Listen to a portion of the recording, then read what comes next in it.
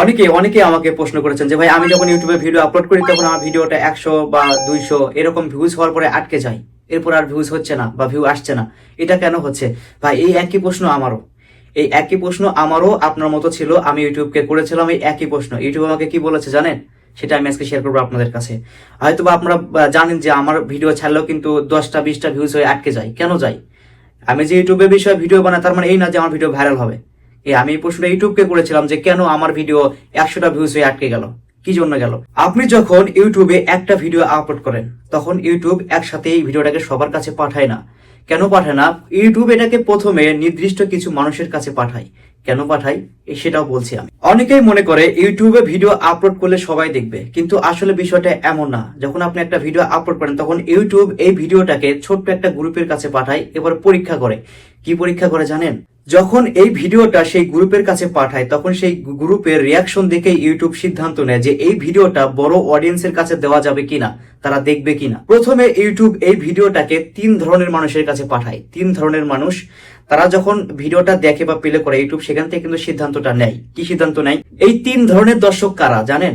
আপনার আগের দর্শক, অর্থাৎ আপনার আগে যেই দর্শকরা ভিডিও দেখেছে তাদের কাছে ইউটিউব আগে পাঠায়। দ্বিতীয় হচ্ছে যারা একই ধরনের ভিডিও দেখে, আপনার যে ভিডিওগুলো বানিয়েছেন সেই ধরনের ভিডিও যারা দেখে তাদের কাছেও ইউটিউব আপনার এই ভিডিওটাকে শো করায়। নাম্বার 3, কিছু নতুন মানুষের কাছে ইউটিউব আপনার ভিডিওটাকে শো করায়, টেস্ট করে যে আপনার ভিডিওটা কেমন হবে।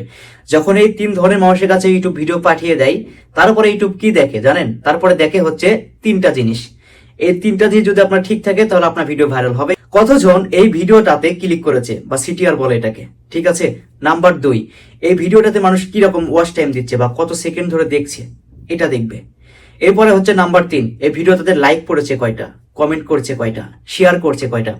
এই 3টা জিনিস ইউটিউব তারপরে শিওর হয়ে নেয়।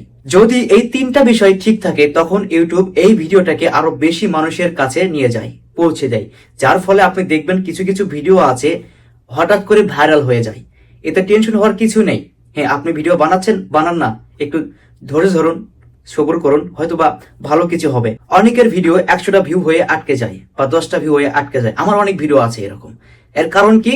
যখন ইউটিউব এই ভিডিওগুলোকে টেস্ট করেছে তখন তারা পছন্দ করেনি, যার ফলে ইউটিউব এটাকে থেমে দিয়েছে, এটা আর অন্য কারো কাছে পাঠায় নাই।